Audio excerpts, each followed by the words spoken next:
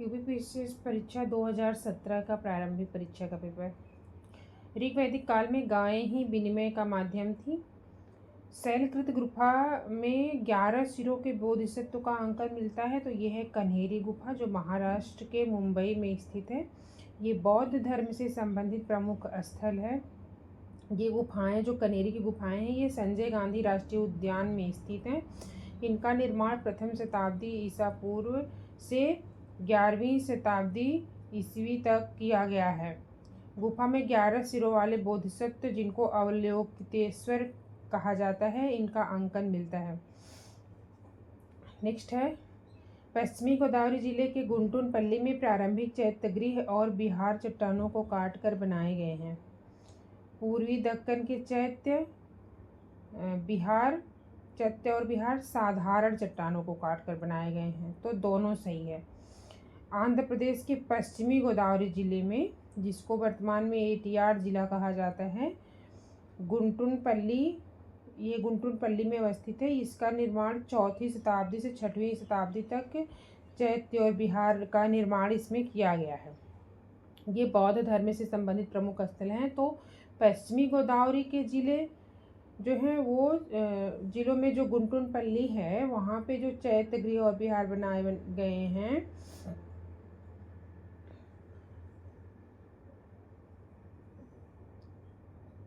ये कठोर चट्टानों को काटकर बनाए गए हैं। और जो पूर्वी दक्कन में बनाए गए हैं, ये साधारण चट्टानों को काटकर बनाए गए हैं।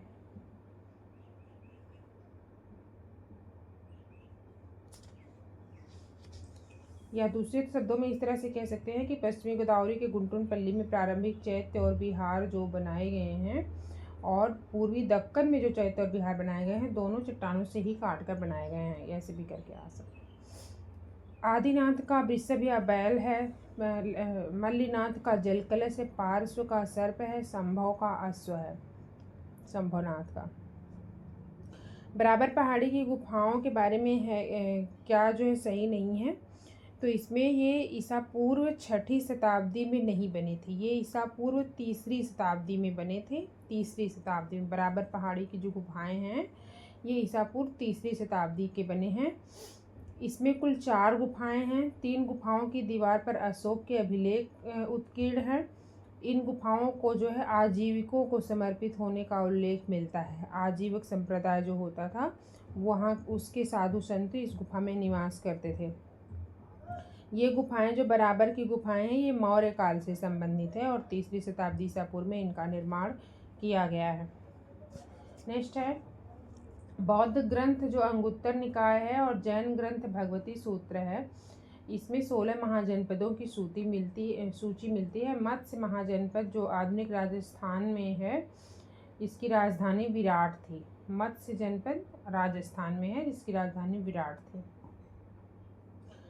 गांधार कला कुषाणों से संबंधित है। जूनागढ़ अभिलेख जो है, वो शिलालेख, वो रुद्रदामन प्रथम से संबंधित है। मिलिंद पन्हो मिनांडर से संबंधित है। तक्षशिला लेख जो है, वो पतित से संबंधित है। मिलिंद पन्हो मिनांडर, तक्षशिला पतित। नेक्स्ट है, जहांगीर के शासन में भारत आने वाले जो यात्री है, वो कौन सा है। तो फ्रांसिस्को पल्सर्ट जहाँ,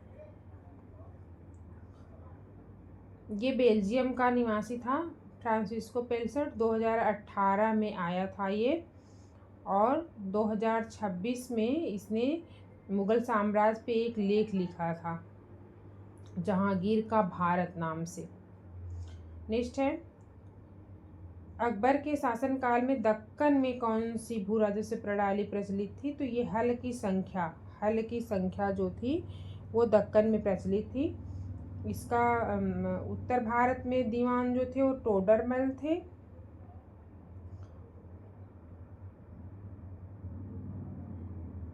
जौनपुर का राज्य का अंतिम शासक कौन था। तो हुसैन शाह था।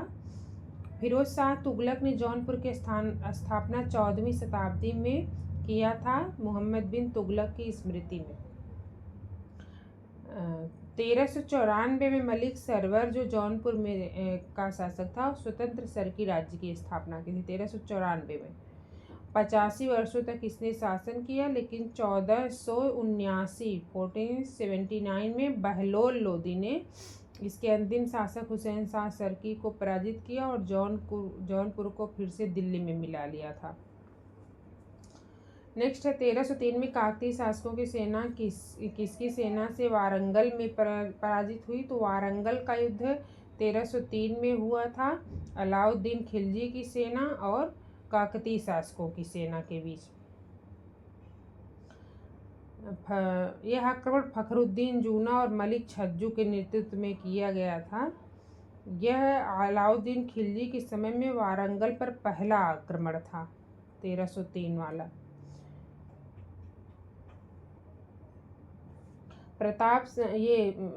काकतीय शासक जो प्रताप रुद्रदेव था, इसने अलाउद्दीन खिलजी की सेना को बुरी तरह से पराजित किया था। प्रताप रुद्रदेव काकतीय शासक था जो वारंगल का शासक था। ब्रिटिश काल में सामान्यतः भारत का व्यापार व्यापार संतुलन जो था वो अनुकूल था। धन की निकासी का स्वरूप अप्रतिफलित निर्यात था। तो ए और आर दोनों सही हैं और आर ए की सही व्याख्या भी है। नेक्स्ट है हेक्टर मुनरो जो है वो बक्सर युद्ध से संबंधित है। लॉर्ड हेस्टिंग आंग्ल नेपाल युद्ध से, लॉर्ड बेलेजली चतुर्थ आंग्ल मैसूर युद्ध से और लॉर्ड कॉर्नवालिस जो है नहीं और तृतीय आंग्ल मराठा युद्ध से संबंधित हैं लॉर्ड हेस्टिंग। तो लॉर्ड हेस्टिंग जो है आंग्ल नेपाल युद्ध और तृतीय आंग्ल मराठा युद्ध से भी संबंधित। तीसरे आंग्ल मराठा युद्ध से और आंग्ल नेपाल युद्ध से कौन संबंधित है? तो लॉर्ड हेस्टिंग। और तीसरा आंग्ल मराठा युद्ध हुआ कब था? 1817 से 1818 में।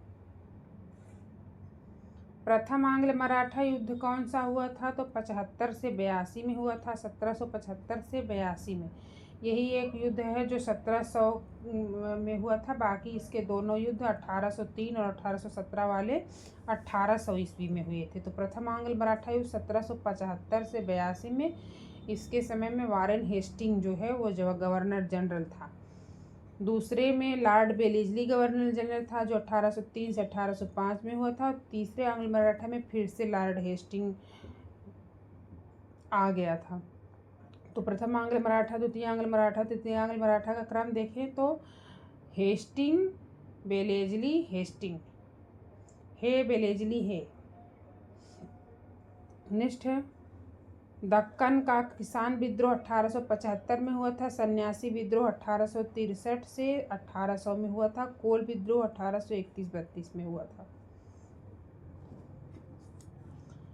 नेक्स्ट है 1826 में जो जूरी अधिनियम आया था उसका विरोध किसने किया था? तो राजा राम मोहन राय ने इसका विरोध किया था। 1826 में जूरी एक्ट पारित हुआ था। इसके आधार पर न्यायालयों में धार्मिक आधार पर भेदभाव की शुरुआत हुई थी, जिसमें ये प्रावधान था कि हिंदू और मुसलमान मामलों की सुनवाई किसी यूरोपीय, भारतीय, ईसाई जजों द्वारा तो हो सकती है, लेकिन किसी भी ईसाई, चाहे वह यूरोपीय हो या भारतीय, इसकी सुनवाई हिंदू या मुसलमान न्यायाधीश नहीं कर सकता है।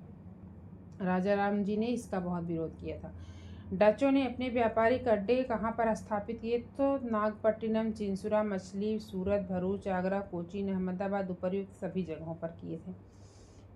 किसने केंद्रीय विधानसभा में स्वराज दल का समर्थन किया था? तो ये थे मोहम्मद अली जिन्ना। स्वराज दल। नवंबर 1923 में विधान परिषदों का चुनाव हुआ था। नवंबर 1923 में विधान परिषदों का चुनाव हुआ था, जिसमें सेंट्रल लेजिस्लेटिव असेंबली की 101 सीटों के निर्वाचन में 42 सीटों पर स्वराज पार्टी की जीत हुई थी।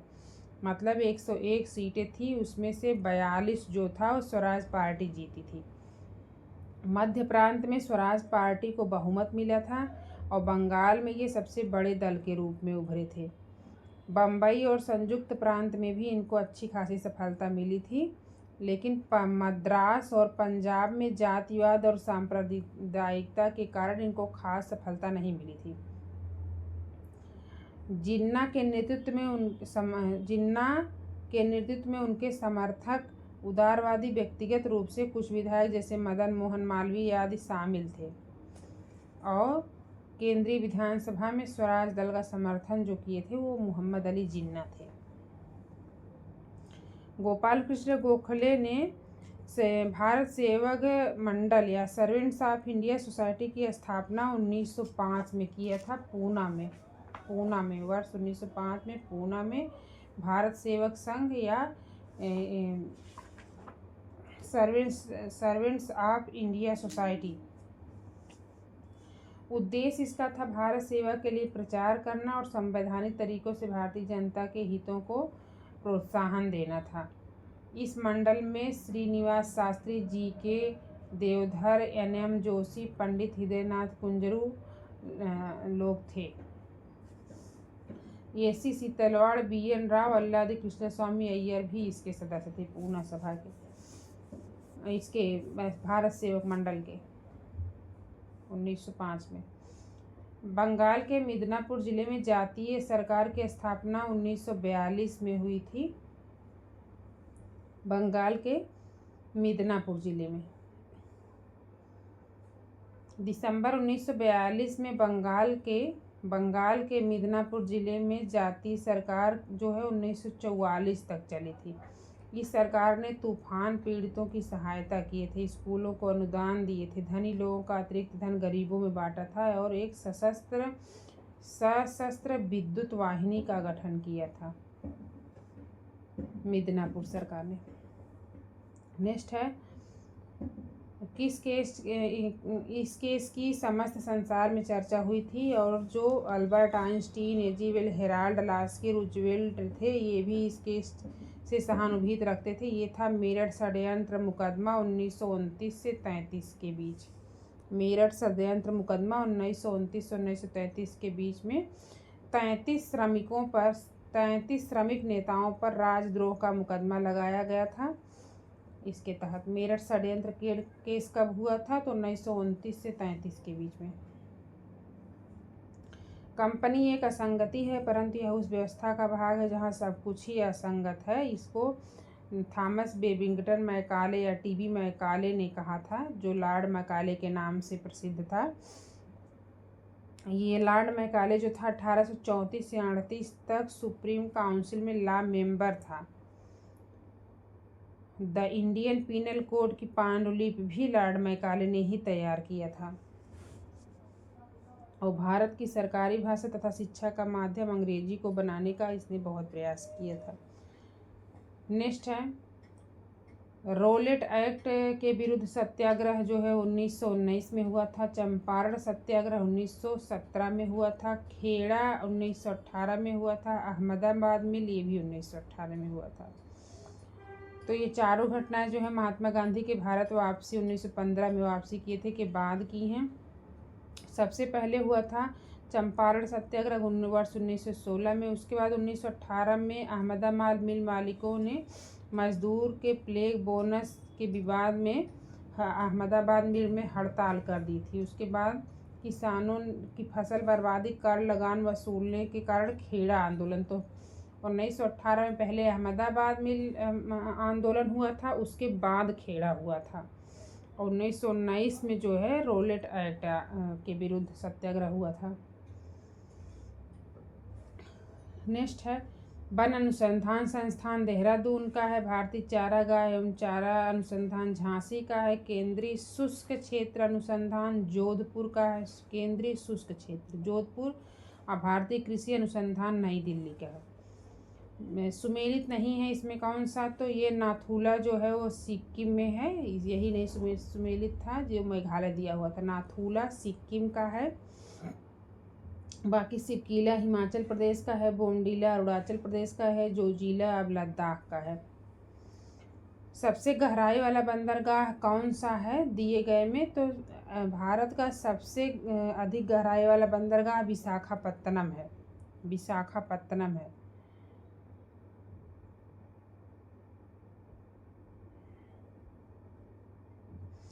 विशाखापत्तनम के बाद पारादीप है, उसके बाद मार्मा गोवा है, उसके बाद कोचीन है और सबसे कम गहरा कांडला है। कांडला। नेक्स्ट है सबसे बड़ा हिमनद कौन सा है, तो ये सियाचिन हिमनद जो है ये सबसे बड़ा है। सियाचिन हिमनद सबसे बड़ा है। सियाचिन के बाद ससाइनी है और उसके बाद गंगोत्री है, उसके बाद जेमू है।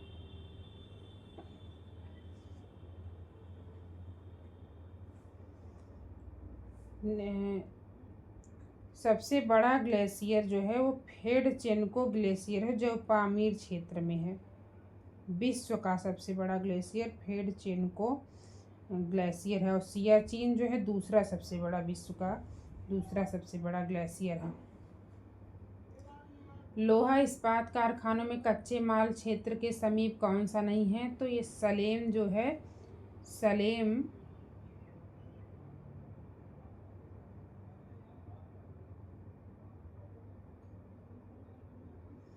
नहीं है। बाकी कौन कौन और नहीं है तो उसको देखेंगे।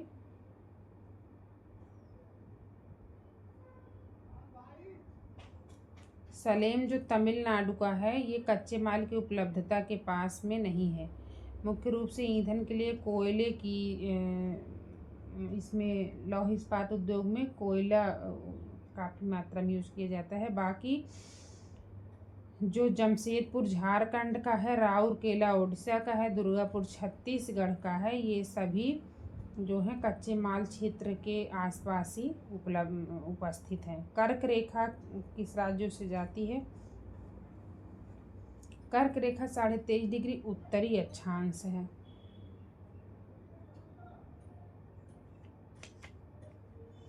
नेक्स्ट है पश्चिम से पूर्व का क्रम बताना था, तो सबसे पश्चिम में गारो है, सबसे पूर्व में नागा पहाड़ी है और इसका क्रम हो जाएगा गारो, खासी, जयंतिया, नागा। गारो, खासी, जयंतिया, नागा। नेक्स्ट है सही सुमेलित है कौन कौन सा, तो सबरीगिरी जल विद्युत परियोजना है, घाट प्रभा सिंचाई योजना है, घाट सिंचाई रामगंगा बहुउद्देशीय परियोजना है, इदुक्की जो है वो जल विद्युत परियोजना है। इदुक्की जल विद्युत परियोजना है जो केरल के पेरियार नदी पर अवस्थित है। और सबरीगिरी भी जल विद्युत परियोजना है, ये भी केरल में है। घाट प्रभा और घाट प्रभा सिंचाई की है और रामगंगा बहुउद्देशीय परियोजना है। दूध सागर जो है वो मांडवी नदी पर कर्नाटक गोवा की सीमा पर है। डुडुमा जो है मच्छकुंड कोरापुट ओडिशा क्षेत्र में है। डुडुमा ओडिशा, मच्छकुंड कोरापुट क्षेत्र में। गोकाक घाट प्रभा नदी पर है, बेलगाम कर्नाटक में। गोकाक कर्नाटक, घाट प्रभा नदी पर। नेक्स्ट है 90% से अधिक कोयला गोंडवाना क्रम से प्राप्त होता है। ये है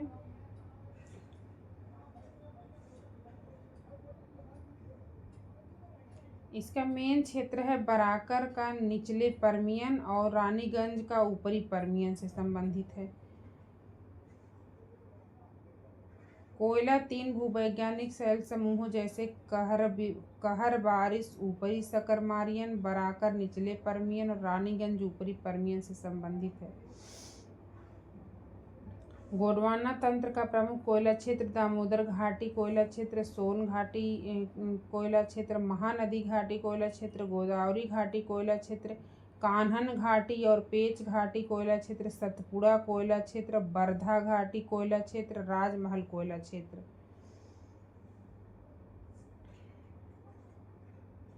पश्चिम बंगाल का जो रानीगंज कोयला क्षेत्र है ये ऊपरी दामोदर घाटी में है, जो देश का सबसे महत्वपूर्ण और बड़ा कोयला क्षेत्र है। स्थानांतरित कृषि दिया है उसके बारे में, तो पश्चिमी घाट में स्थानांतरित कृषि को कुमारी कहा जाता है। दक्षिणी पूर्वी राजस्थान में वालतरे कहा जाता है। राजस्थान में वालतरे और मध्य प्रदेश में डाहिया। मध्य प्रदेश में डाहिया कहा जाता है, पश्चिमी घाट में कुमारी और राजस्थान में वालतरे। नेक्स्ट है बाल्को जो है एल्यूमिनियम कंपनी दिया है, सारी एल्यूमिनियम कंपनी है और ये कहाँ अवस्थित है, तो बाल्को जो है कोरबा छत्तीसगढ़ में। हिंडाल्को रेणुकूट उत्तर प्रदेश में, इंडाल जो Indian aluminium company Hirakud Odisha में है, नालको जो है वो ओडिशा कोरापुट में है। नालको कोरापुट ओडिशा, इंडाल हीराकुंड ओडिशा, हिंडाल्को रेणुकूट उत्तर प्रदेश, बाल्को कोरबा छत्तीसगढ़। वायुमंडल में नमी पर वर्षा की मात्रा निर्भर करती है। नमी बढ़ेगी तो वर्षा जो है मात्रा वर्षा की बढ़ जाती है। शीत महाधारा जो है कौन कौन सी हैं, तो कनारी, ओयासियो, हम्बोल्ट। कनारी, ओयासियो, हम्बोल्ट ये शीत महाधारा हैं। और अगुलहास जो है वो दक्षिणी हिंद महासागर में उत्तर से दक्षिण बहती है, ये गर्म जलधारा है। दक्षिणी हिंद महासागर में अगुलहास है। कनारी उत्तर अटलांटिक महासागर में है, ठंडी जलधारा। पेरुवियन यह धारा को हम्बोल्ट धारा भी कहते हैं। यह दक्षिण अमेरिका के पश्चिमी तट के सहारे प्रवाहित होती है और ठंडी जलधारा है। ओयासियो धारा बेरिंग जलसंधि से होकर दक्षिण की ओर प्रवाहित होती है। यह आर्कटिक सागर का ठंडा जल प्रशांत सागर में पहुंचता है। यह धारा क्यूराइल द्वीप समूह से होकर प्रवाहित होती है, तब इसे क्यूराइल धारा कहते हैं। ओयासियो धारा को क्यूराइल धारा भी कहते हैं। एबरडीन को यूरोप की राजधानी कहा जाता है। नेक्स्ट है, इजराइल की सीमा किससे किससे लगी हुई है, तो लेबनान, सीरिया, जॉर्डन, मिस्र। लेबनान, सीरिया, जॉर्डन, मिस्र से लगी हुई है। लेजा मिस्सी, ले से लेबनान, जा से जॉर्डन, मी से मिस्र, सी से सीरिया, लेजा मिस्सी। सबसे बड़ा पठार कोलोराडो पठार है जो इसमें दिए गए हैं, जबकि विश्व का सबसे बड़ा पठार तिब्बत का पठार है। और इसमें अगर क्रम देखा जाए जो दिए गए हैं, तो कोकोनिडो, एक्वेरियम, कोलोराडो, कोलंबिया, इन सब में सबसे बड़ा कोलंबिया पठार है। उसके बाद नहीं, सबसे बड़ा कोलोराडो है, फिर कोलंबिया है, फिर कोकोनिको है, फिर एक्वेरियम है। तो कोलो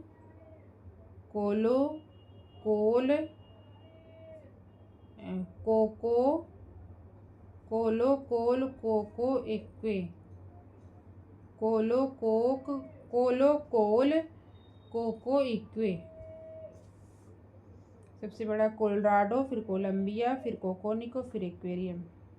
लाल सागर क्षीर द्रोणी का उदाहरण है। लाल सागर के आसपास वर्ष भर उच्च तापमान रहता है, जिसके कारण यहाँ पे कई सारे जो देश हैं उनमें रेगिस्तान उपस्थित है। लाल सागर के किनारे जिद्दा, हेजाज, मिस्र, पोर्ट सूडान, स्वेज, अकाबा ये सब नगर हैं। नेक्स्ट है, खार्तूम जो सूडान में स्थित है, ये नील नदी पर अवस्थित है। ब्राज़ाविले, कांगो, जैरे कांगो नदी पर स्थित है। रॉटरडम नीदरलैंड राइन नदी पर है। पेरिस फ्रांस का सेन नदी पर है। पेरिस फ्रांस का सीन नदी या सेन नदी पर है। ब्राज़ाविले कांगो जैरे नदी पर। ब्राजा जैरे, रॉटरडम राइन, खार्तूम नील। दक्षिणी जर्मनी में आंतरिक जलमार्ग के रूप में लुडविग्स नहर का यूज किया जाता है। लुडविग्स नहर जो है दक्षिणी जर्मनी में आंतरिक जलमार्ग के रूप में प्रयोग की जाती है। साल्ट सेंटी मारी नहर कनाडा में है। साल्ट सेंटी मारी कनाडा में है। वोल्गादेन नहर रूस में है। ये वोल्गा और डान नदी को आपस में जोड़ती है। सफ़ेद सागर नहर भी रूस में है, जो सफ़ेद सागर और ओनेगा को आपस में जोड़ती है। तो लुडविग्स नहर दक्षिणी जर्मनी, साल्ट सेंटी मारी कनाडा, वोल्गा रूस, सफ़ेद सागर ये भी रूस में है। ब्राज़ील में कहवा बागानों को फजंडा कहा जाता है।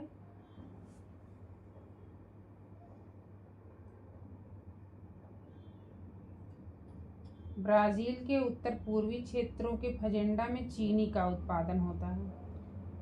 नेक्स्ट है, गिनी बिसाऊ की राजधानी बिसाऊ है। ताइवान की ताइपेई है। निकारागुआ की मानागुआ है। मालदीव की माले है। और मलाबो राजधानी जो है वो इक्वेटोरियल गिनी की है। Malabo Equatorial Guinea. Nicaragua Managua. ताइपेन ताइपे। गिनी बिसाऊ की बिसाऊ है। हवा में जो तैरते हुए श्वसनीय सूक्ष्म कण का आकार 5 माइक्रोन से कम होता है। ये फेफड़े में प्रवेश कर जाते हैं।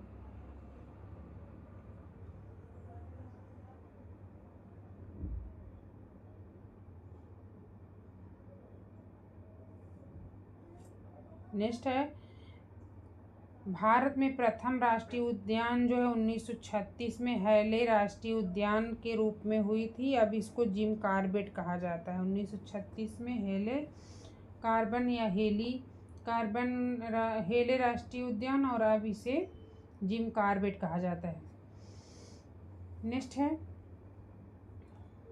जैवमंडल तक जैविक संगठन। जीव से जैवमंडल तक जैविक संगठन का क्रम क्या होता है? तो ये पहले जनसंख्या होगा, फिर उससे समुदाय बनेगा, उससे फिर पारिस्थितिक तंत्र बनेगा, और सबसे बड़ा जो होता है वो भूदृश्य होता है।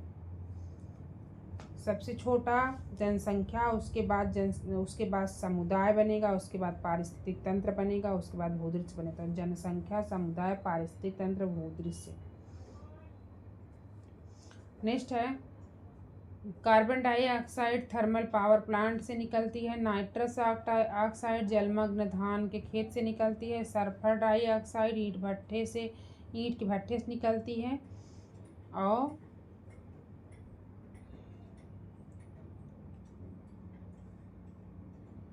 क्लोरोफ्लोरोकार्बन जो है वो रेफ्रिजरेटर और एसी इन सब चीज़ों से निकलती है, और वह ओजोन क्षरण का प्रमुख कारण बनती है। क्लोरोफ्लोरोकार्बन जो होता है क्लोरीन, फ्लोरीन और ऑक्सीजन से बना मानव निर्मित गैसीय और द्रवीय पदार्थ है। नेक्स्ट है, सबके लिए सतत ऊर्जा दशक की पहल किसने किया है? तो संयुक्त राष्ट्र संघ ने किया है। संयुक्त राष्ट्र संघ द्वारा 2014 से 2024 तक के दशक को सभी के लिए सतत ऊर्जा दशक घोषित किया गया। 14 से 24।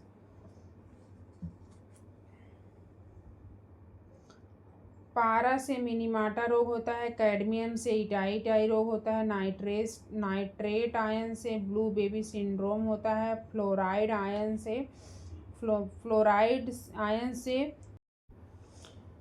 पारा से मिनीमाटा होता है, मिनीमाटा बीमारी। कैडमियम से इटाई, नाइट्रेट से ब्लू बेबी सिंड्रोम होता है। फ्लोराइड आयन जो होता है इससे दांतों की बीमारी होता है, जिसे फ्लोरोसिस कहा जाता है। दांतों का बाह्य आवरण जो इनामेल होता है इससे इसका क्षरण होता है और दांतों में पीलापन आ जाता है। तो nitrate ion blue baby syndrome, और फ्लोराइड आयन से फ्लोरोसिस। वायुमंडल के प्राकृतिक संतुलन के लिए कार्बन डाइऑक्साइड की उपयुक्त मात्रा जो होती है 0.03% होती है। 0.03% होती है, और वर्तमान में जो है ये 0.04% तक पहुंच चुकी है विश्व मौसम विज्ञान संगठन के अनुसार। विश्व पर्यावरण दिवस 5 जून। पृथ्वी दिवस 22 अप्रैल। तंबाकू निषेध दिवस जो होता है वो 31 मई को मनाया जाता है। 31 मई को तंबाकू निषेध दिवस।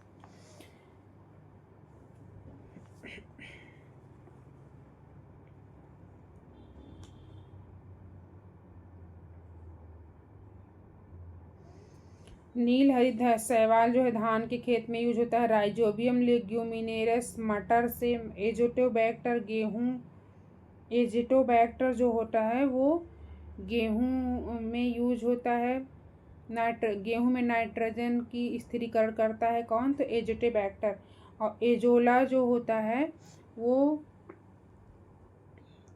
धान के फसल में। योजोला, एनाबीना, नॉस्टॉक, नील हरित शैवाल ये सब धान की फसल में नाइट्रोजन स्थिरीकरण को बढ़ावा देते हैं। राइजोबियम लेगुमिनेरस मटर में नाइट्रोजन स्थिरीकरण करता है। एजिटोबैक्टर जो है वो गेहूं में करता है। पौधों का जैविक पदार्थ अधिकतम होता है उष्णकटिबंधीय वर्षावन में।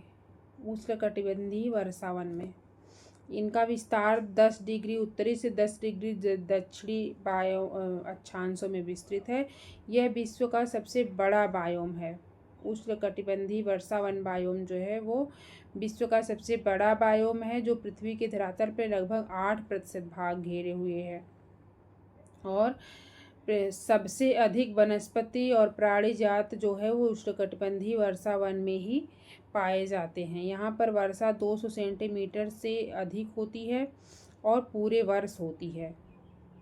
अधिक तापमान और अधिक आर्द्रता के कारण यहाँ पे चौड़ी पत्ती वाले सदाबहार वृक्ष उगते हैं। सदाबहार वृक्ष उगते हैं।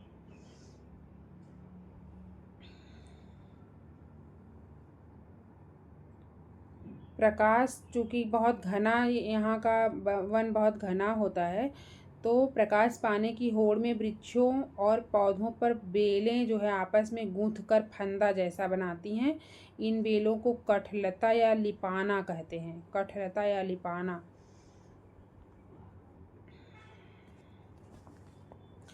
भारत सरकार ने वन संरक्षण अधिनियम 1980 में लाए थे। वन संरक्षण अधिनियम 1980।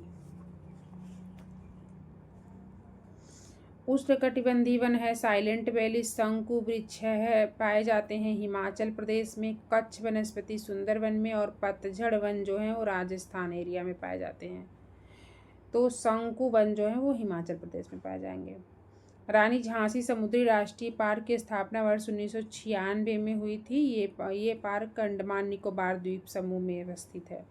1996 में स्थापित किया गया था रानी झांसी समुद्री राष्ट्रीय पार्क।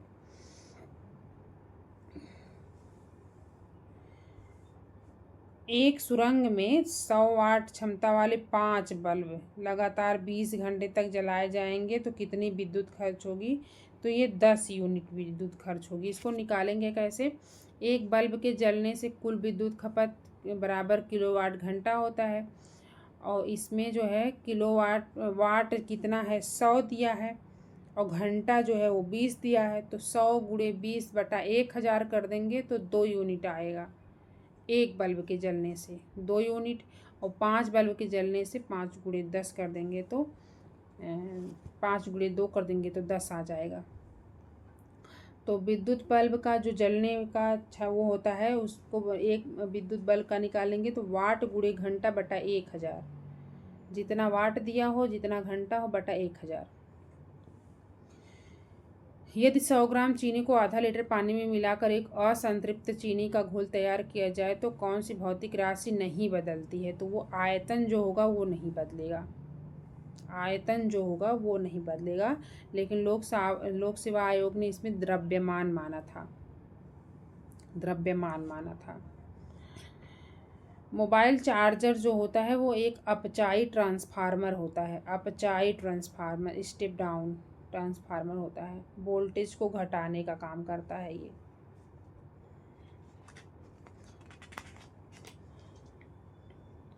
नेक्स्ट है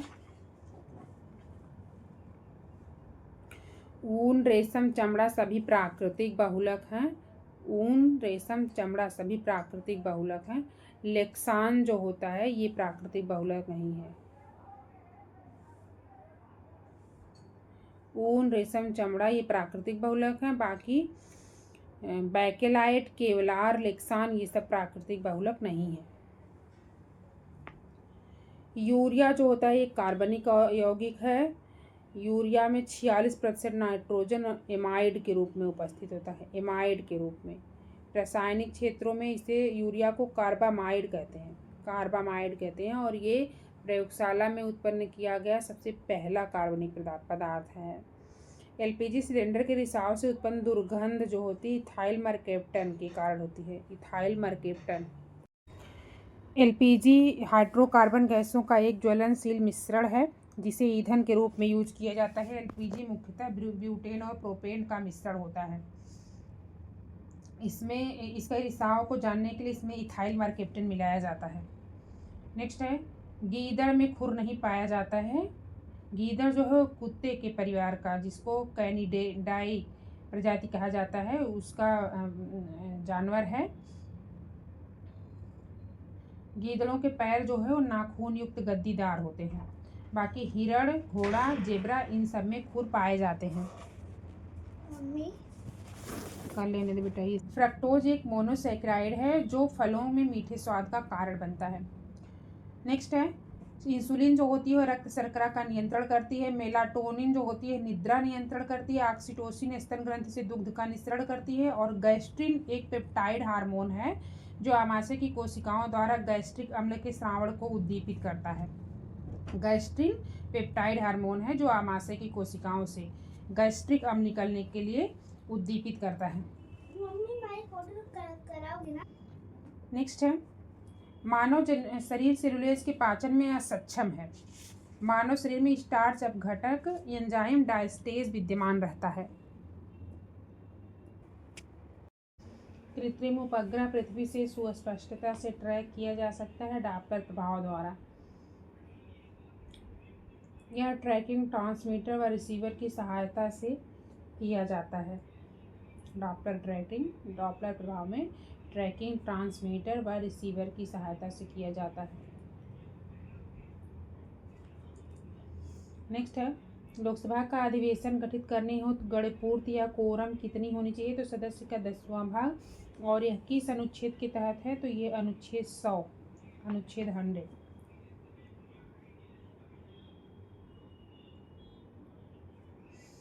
नेक्स्ट है न्यायिक पुनरीक्षण की शक्ति का परिसीमन। न्यायिक पुनरीक्षण की शक्ति का परिसीमन है 38वां संविधान संशोधन 1975 के तहत किया गया है। पहले न्यायिक शक्ति जो है उसका कोई परिसीमन नहीं था, लेकिन 38वां संविधान संशोधन 1975 के तहत इस पर जो है युक्ति प्रतिबंधन लगाया गया है। संपत्ति का अधिकार 44वां संविधान संशोधन 1978 द्वारा हटा दिया गया।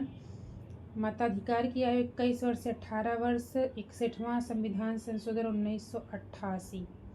61वां संविधान संशोधन 1988 के तहत मताधिकार की आयु 18 वर्ष से 21 वर्ष कर दी गई है।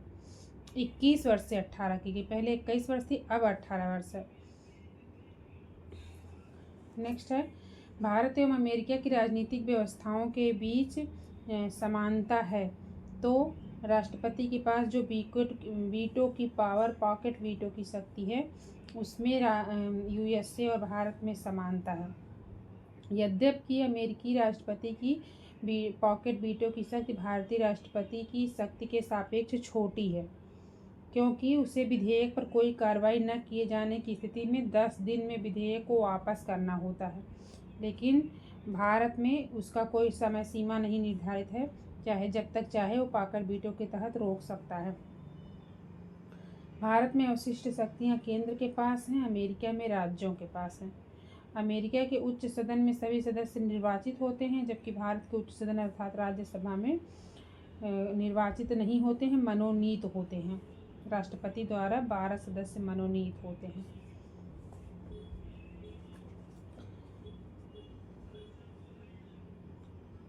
नेक्स्ट है भारत में न्यायिक पुनरीक्षण का क्षेत्र सीमित है और भारतीय संविधान में कुछ सुधार की वस्तुएं हैं। तो ये और दोनों आर सही हैं, लेकिन व्याख्या नहीं है। अमेरिकी संविधान में न्यायिक पुनरीक्षण का क्षेत्र ज़्यादा बड़ा है। अमेरिकी संविधान में न्यायिक पुनरीक्षण का क्षेत्र भारत की अपेक्षा ज़्यादा व्यापक है और अमेरिकी राष्ट्रपति की पॉकेट वीटो की शक्ति जो है वो भारत की अपेक्षा कम है। सरकारी आयोग 1983 में आया था। इसके अन्य सदस्य थे शिवरमन और एस.आर. सेन। तो शिवसेन जो थे वो सरकारी आयोग के अन्य सदस्य थे। बाकी न्यायमूर्ति आर.एस. सरकारिया जो थे इनके अध्यक्ष थे। तो सरकारिया, शिवसेन। नेक्स्ट है ओडिशा में राज्यसभा सदस्यों की संख्या 10 है, केरल में 9 है, कर्नाटक में 12 है, गुजरात में 11 है। चुनाव की घोषणा होते ही राजनीतिक दलों को आदर्श आचार संहिता का पालन करना होता है। आदर्श आचार संहिता को संसद ने अधिनियमित किया है। ए सत्य है, आर असत्य है। तो जो आदर्श आचार संहिता होती है उसको संसद नहीं अधिनियमित करता है, उसको चुनाव आयोग द्वारा निर्मित किया जाता है। निर्वाचन आयोग या चुनाव आयोग द्वारा ही चुनाव की तिथियों की घोषणा होती है, जो पूरे चुनाव होने तक प्रभावी रहती हैं।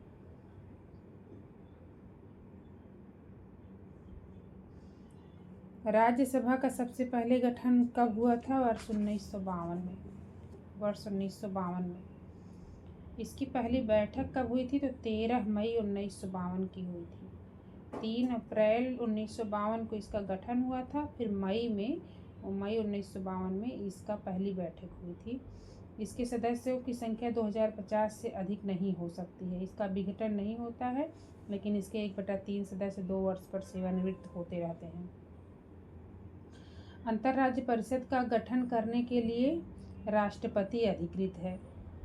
अनुच्छेद 263 के तहत केंद्र राज्य संबंधों में विवादों का समाधान करने के लिए और केंद्र और राज्यों का परस्पर सहयोग विकास के क्षेत्रों में करने के लिए राष्ट्रपति एक अंतर्राज्यीय परिषद की स्थापना कर सकता है।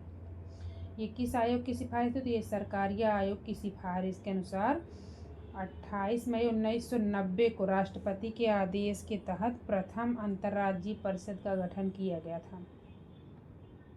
28 मई 1990 को सरकारिया आयोग की सिफारिश पर राष्ट्रपति द्वारा। इसका संगठन कैसा होता है? तो अध्यक्ष इसके अंतर्राज्यीय परिषद के प्रधानमंत्री होते हैं। सदस्य सभी राज्यों के मुख्यमंत्री होते हैं और विधानसभा वाले संघ राज्य क्षेत्रों के मुख्यमंत्री, बिना विधानसभा वाले राज्य क्षेत्रों के प्रशासक और राष्ट्रपति शासन वाले राज्यों के राज्यपाल। मतलब बिना विधानसभा वाले संघ राज्य क्षेत्रों के मुख्यमंत्री, बिना विधानसभा वाले संघ राज्य क्षेत्रों के प्रशासक और राष्ट्रपति शासन वाले राज्यों के राज्यपाल भी इसके सदस्य होते हैं। केंद्रीय मंत्रिपरिषद के कैबिनेट रैंक के 6 मंत्रियों को प्रधानमंत्री द्वारा सदस्य के रूप में नामित किया जाता है। केंद्रीय मंत्रिपरिषद के कैबिनेट रैंक के 6 मंत्रियों को प्रधानमंत्री नामित करता है इसमें अंतर्राज्यीय परिषद में। और कैबिनेट रैंक के 4 मंत्री सदस्यों के रूप में अस्थायी आमंत्रित होते हैं। मतलब अस्थायी रूप से जो सदस्य होते हैं वो कैबिनेट रैंक के 4 मंत्री होते हैं। 6 मंत्री प्रधानमंत्री नामित करता है। सभी राज्यों के मुख्यमंत्री सदस्य होते हैं और जो यूटी है उसके मुख्यमंत्री, प्रशासक और राष्ट्रपति शासन वाले राज्यों के राज्यपाल सभी सदस्य होते हैं।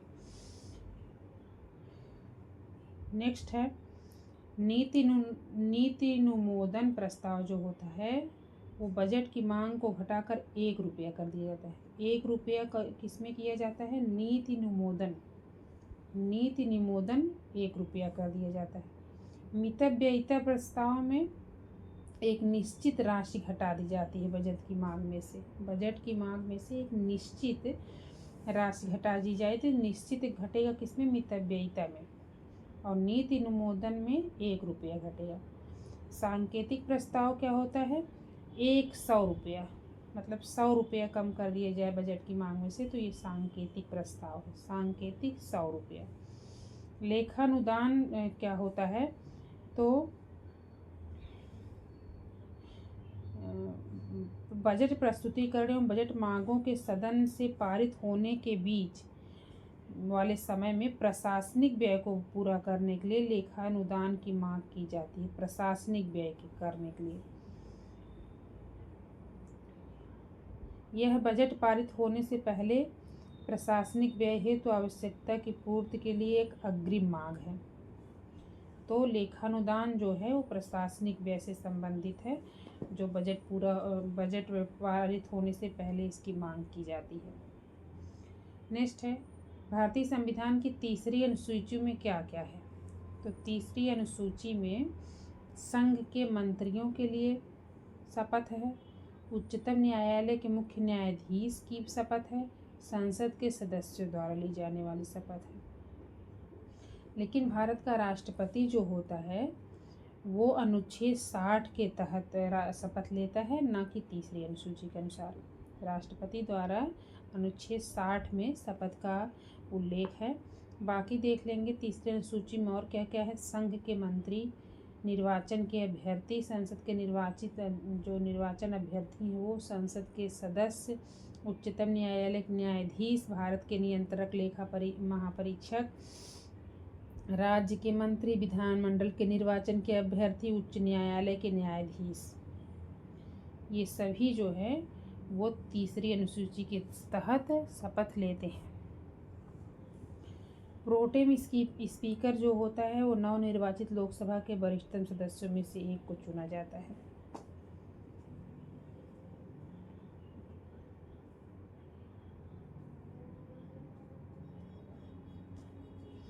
जिसका नाम प्रस्तावित किया जाता है प्रोटेम स्पीकर के लिए, राष्ट्रपति की स्वीकृति के बाद ही नवनिर्वाचित सदस्यों में से शपथ दिलाने की शक्ति उसको प्राप्त होती है।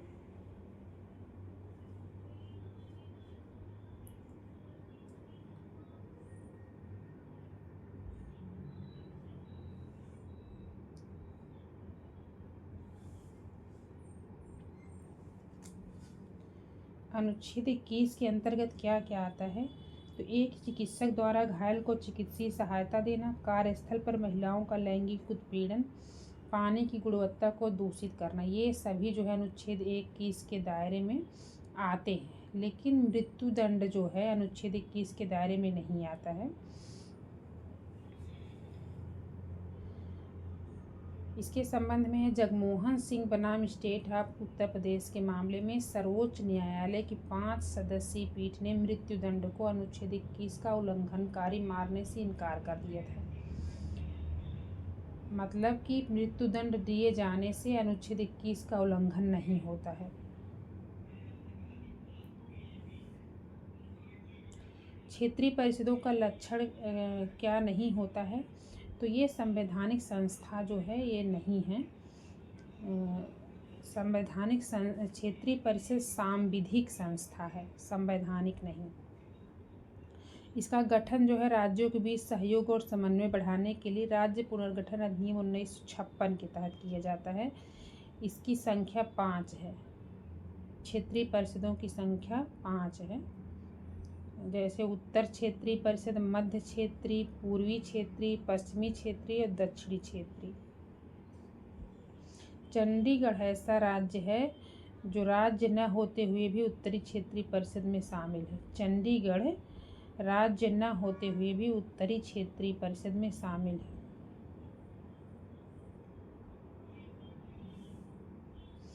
भारत एक लोकतांत्रिक देश है, भारत का अपना संविधान है, तो दोनों सही हैं पर व्याख्या नहीं है। नेक्स्ट है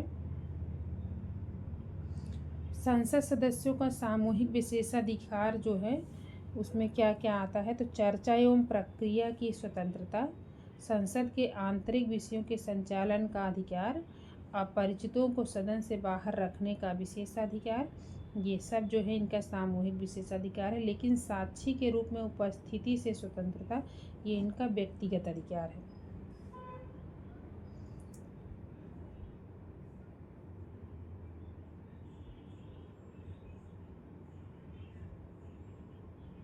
सामूहिक में और कौन कौन से आते हैं उसको देख लेंगे। तो अपनी बहस कार्यवाही के प्रकाशन को रोकने का विशेषाधिकार, सदन से अपरिचितों को बाहर रखने पर इस पे विशेषाधिकार इनका, स्वयं की प्रक्रिया व आंतरिक विषयों व्यवसाय के संचालन उन्हें विनियमित करने का विशेषाधिकार, और संसद की कार्रवाई की जांच करने तो अदालतों पर रोक लगाने का विशेषाधिकार, ये सब इनका सामूहिक विशेषाधिकार है। राज्यपाल को उच्च न्यायालय के न्यायाधीश की नियुक्ति का अधिकार नहीं है। उच्च न्यायालय की न्यायाधीश की नियुक्ति कौन करता है, ये राष्ट्रपति द्वारा किया जाता है 217(1) के अनुसार। अनुच्छेद 217(1) के अनुसार उच्च न्यायालय के न्यायाधीश की नियुक्ति राष्ट्रपति करता है, ना कि राज्यपाल। दूसरा है, राज्यपाल विधान परिषद में कुछ सदस्यों को मनोनीत करने का अधिकार रखता है, तो बिल्कुल सही है। और राज्यपाल के बारे में देख लेंगे तो राज्यपाल ये हाई कोर्ट के जो न्यायाधीश की नियुक्ति राष्ट्रपति करता है, उसमें उस राज्य के राज्यपाल से परामर्श लेता है, लेकिन मुख्य रूप से नियुक्ति राष्ट्रपति ही करता है, अनुच्छेद 217(1) के अनुसार। भारतीय संविधान के अनुच्छेद 171 के अनुसार साहित्य, विज्ञान, कला, सहकारिता, समाज सेवा में अनुभव रखने वाले 1/6 सदस्यों को राज्यपाल जो है विधान परिषद में मनोनीत कर सकता है।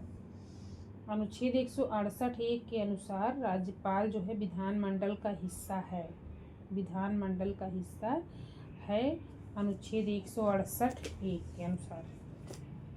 अनुच्छेद 161 के अनुसार राज्यपाल को कुछ मामलों में, लेकिन मृत्युदंड को छोड़कर, दंडादेश, निलंबन, परिहार, लघुकरण की न्यायिक शक्ति प्राप्त है, अनुच्छेद 161 के अनुसार।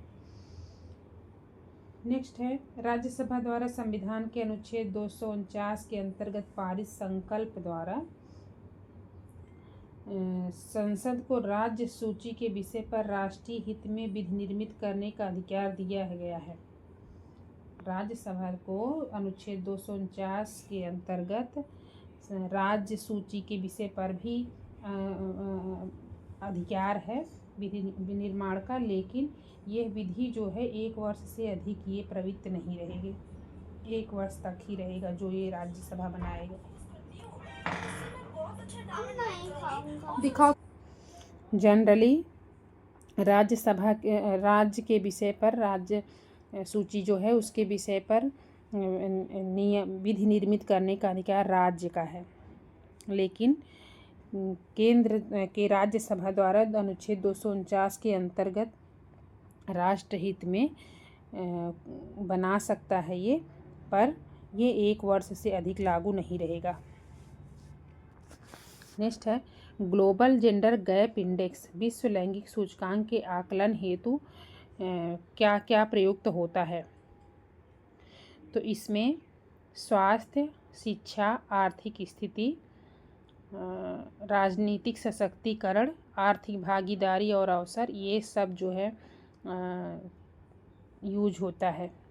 इस सब के आधार पर वैश्विक लैंगिक सूचकांक जारी किया जाता है। और वैश्विक लैंगिक सूचकांक जारी कौन करता है, तो विश्व आर्थिक मंच, वर्ल्ड इकोनॉमिक फोरम।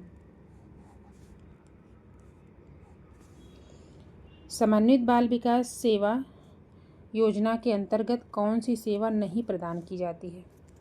तो इसके अंदर प्रदान क्या क्या किया जाता है, पूरक आहार, रोग प्रतिरक्षण, 3 से 6 वर्ष की आयु के बच्चों को स्वास्थ्य एवं पोषण, संदर्भ सेवाएं, स्कूली शिक्षा से पूर्व अनौपचारिक शिक्षा, पोषण एवं स्वास्थ्य संबंधी शिक्षा, ये सभी जो है शामिल किया जाता है। लेकिन बच्चों को निःशुल्क पुस्तक एवं विद्यालय पोशाक का वितरण समन्वित बाल विकास सेवा योजना के अंतर्गत नहीं की जाती है। और समन्वित बाल विकास सेवा योजना आई कब थी, वर्ष 1975 में लागू की गई थी। ये है 0 से 6 वर्ष के बच्चों के लिए। इसमें है अनुपूरक पोषण, स्वास्थ्य जांच, प्रतिरक्षण, संदर्भ सेवाएं, स्कूली शिक्षा से पूर्व अनौपचारिक शिक्षा तो दी जाती है, लेकिन बच्चों को निःशुल्क पुस्तक एवं विद्यालय पोशाक का वितरण इसके अंतर्गत नहीं किया जाता है। नेक्स्ट है उदय। उदय जो योजना है वो विद्युत वितरण करने वाली कंपनियों का वित्त पोषण से संबंधित है। उद्देश्य इसका है उदय का विद्युत वितरण करने वाली कंपनियों का वित्त पोषण। नेक्स्ट है हृदय। हृदय योजना विरासत वाले शहरों का संरक्षण एवं पुनर्जीवन से संबंधित है। और नेक्स्ट है अमृत योजना, एक है शहरों में मूलभूत संरचना का सुधार करना, इसका उद्देश्य है। और स्वच्छ भारत मिशन जो है इसका उद्देश्य है वर्ष है स्वच्छ भारत की स्थिति को प्राप्त करना। 2019 तक भारत की स्वच्छ स्थिति प्राप्त करना। इसे शुद्ध पेयजल से यह संबंधित बिल्कुल भी नहीं है। और स्वच्छ भारत अभियान शुरू कब हुआ था? 2 अक्टूबर 2014 को। नेक्स्ट है प्रधानमंत्री जन धन योजना।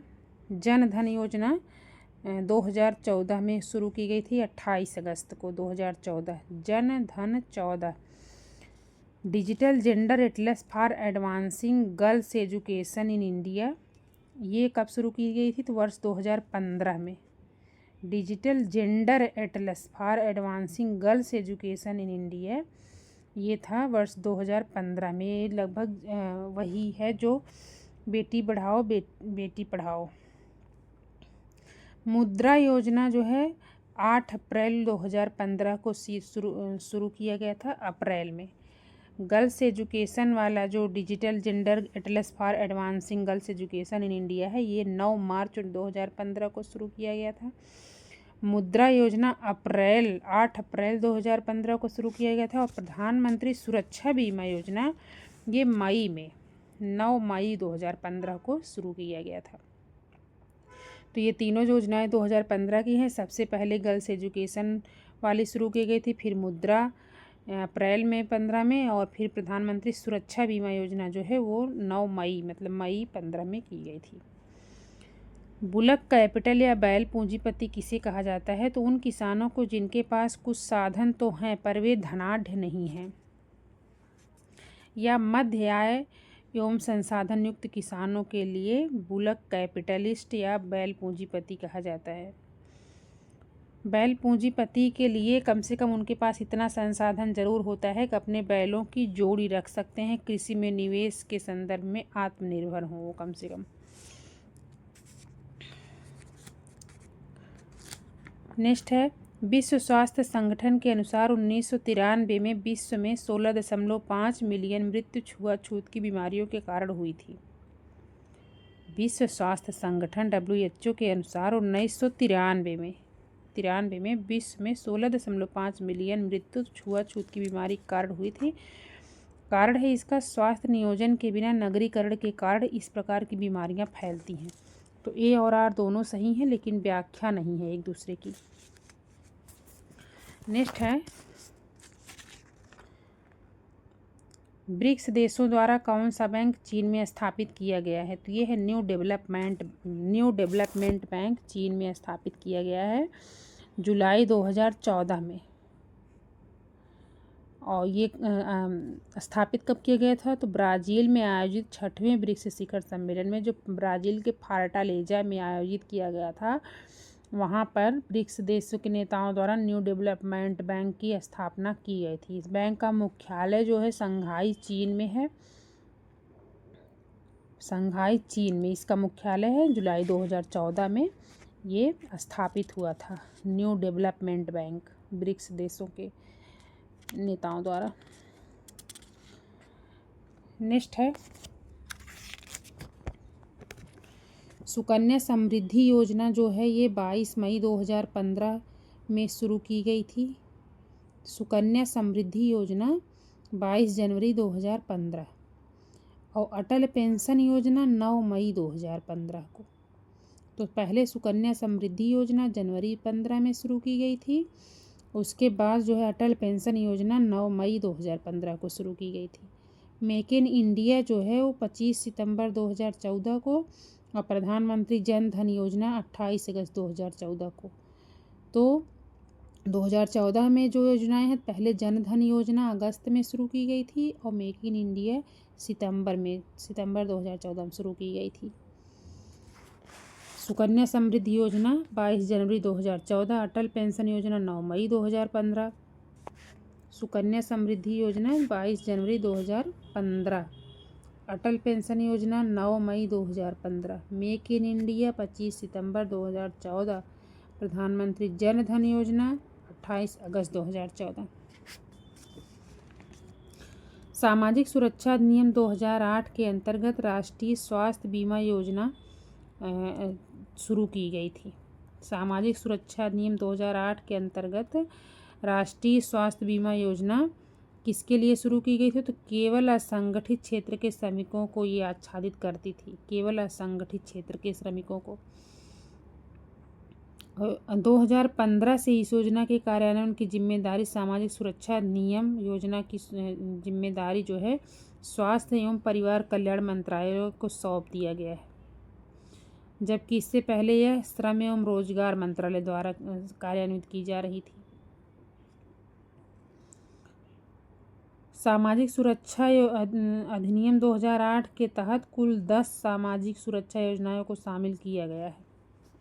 सामाजिक सुरक्षा अधिनियम 2008 के अंतर्गत केवल असंगठित क्षेत्र के श्रमिकों के लिए राष्ट्रीय स्वास्थ्य बीमा योजना शुरू की गई थी।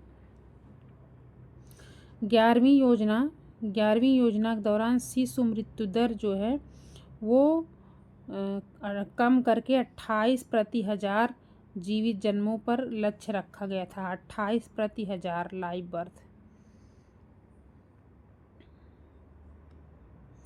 भारत सरकार द्वारा अनुमोदित सक्षम परियोजनाएं संबंधित है। सक्षम परियोजना जो है वो नवीन अप्रत्यक्ष कर नेटवर्क से संबंधित है। भारत सरकार द्वारा 2016 में ये शुरू किया गया था। 2016 में सक्षम परियोजना जो है वो नवीन अप्रत्यक्ष कर नेटवर्क से संबंधित है। इस परियोजना की अवधि 7 वर्ष है। 7 वर्ष तो 16 में शुरू किया गया था और 16 में 7 वर्ष, 16 4 20 3 23 2023 तक है इसका। स्टार्टअप की विशेष आवश्यकताओं को पूरा किया जाता है दूत निवेशकों के माध्यम से, जोखिम युक्त पूंजी से, भीड़ वित्त पोषण के माध्यम से, सभी से। तो ये सभी से स्टार्टअप की विशेष आवश्यकताओं को दूत निवेशकों के माध्यम से, जोखिम युक्त पूंजी से, भीड़ वित्त पोषण के माध्यम से पूरा किया जाता है। नेक्स्ट है 2011 की जनगणना के अनुसार किससे अनुसूचित जनजातियों की संख्या का प्रतिशत कुल जनसंख्या के प्रतिशत के हिसाब से न्यूनतम है? तो ये है उत्तर प्रदेश।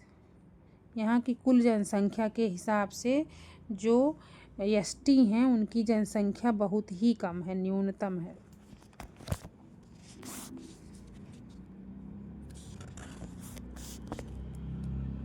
2011 की जनगणना के अनुसार किस राज्य में जनसंख्या में कमी आई है? तो ये है नागालैंड में।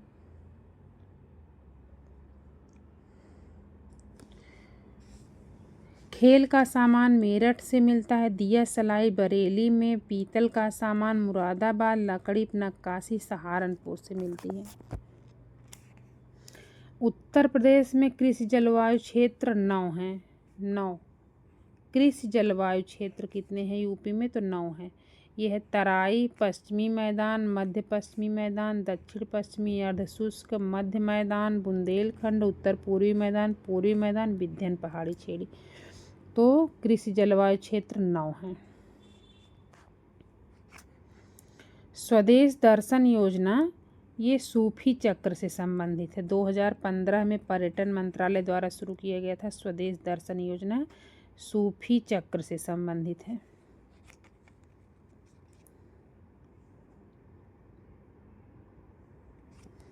इसके तहत जो है 13 परिपथों की पहचान की गई थी। पूर्वोत्तर भारत परिपथ, बौद्ध परिपथ, हिमालय परिपथ, तटीय परिपथ, कृष्णा परिपथ, मरुस्थल परिपथ, जनजातीय परिपथ, वन्यजीव परिपथ, ग्रामीण परिपथ, आध्यात्मिक परिपथ, रामायण परिपथ, धरोहर परिपथ और इको परिपथ। स्वदेश दर्शन योजना 2015। इससे सूफी चक्र संबंधित नहीं है। बाकी विरासत चक्र, रामायण चक्र, तटीय चक्र इससे संबंधित है। सूफी चक्र स्वदेश दर्शन योजना से संबंधित नहीं है।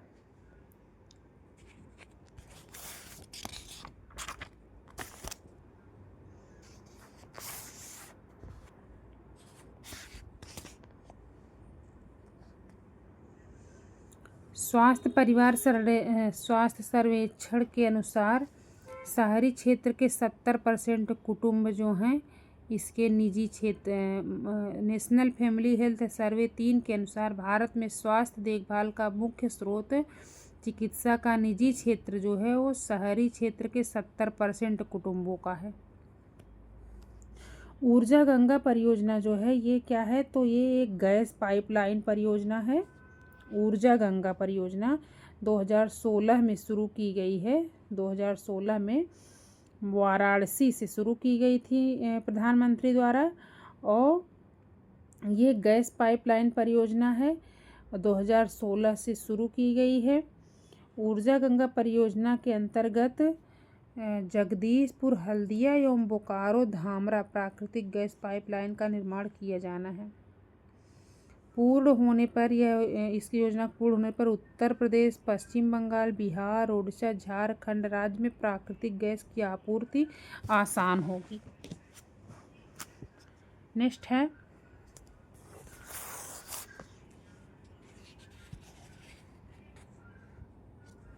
भारत की प्रथम सेमी हाई स्पीड ट्रेन तेजस है। 2017 में ये चली है, और कहाँ से कहाँ, मुंबई से करमाली के बीच, मुंबई से करमाली के बीच।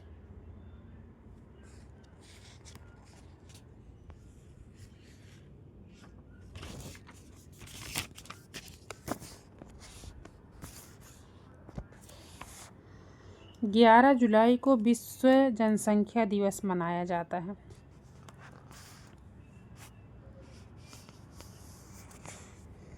नेक्स्ट है परम गरीबी की परिभाषा संयुक्त राष्ट्र संघ ने किस वर्ष अंगीकृत की थी? परम गरीबी, एब्सोल्यूट पॉवर्टी, तो वर्ष 1995 में कोपेनहेगन डेनमार्क में आयोजित सामाजिक विकास के लिए विश्व शिखर सम्मेलन में संयुक्त राष्ट्र ने गरीबी की 2 रूपों को परिभाषित किया था। पहली है परम गरीबी, दूसरी है समग्र गरीबी। तो संयुक्त राष्ट्र संघ ने परम गरीबी की परिभाषा कब अंगीकृत की थी? वर्ष 1995 में कोपेनहेगन डेनमार्क में आयोजित किया गया था सामाजिक विकास के लिए विश्व शिखर सम्मेलन। इसके अंतर्गत मूलभूत मानवीय आवश्यकताओं जैसे भोजन, सुरक्षित पेयजल, स्वच्छता, सुविधाएं, स्वास्थ्य, शिक्षा, सूचना तक पहुंच से गंभीर रूप से वंचित रहने की स्थिति को परम गरीबी कहा जाता है। नेक्स्ट है सामाजिक विकास पर प्रथम विश्व शिखर सम्मेलन कोपेनहेगन में आयोजित किया गया था वर्ष 1995 में। सामाजिक विकास पर प्रथम विश्व शिखर सम्मेलन कोपेनहेगन में शुरू किया था 1995 में।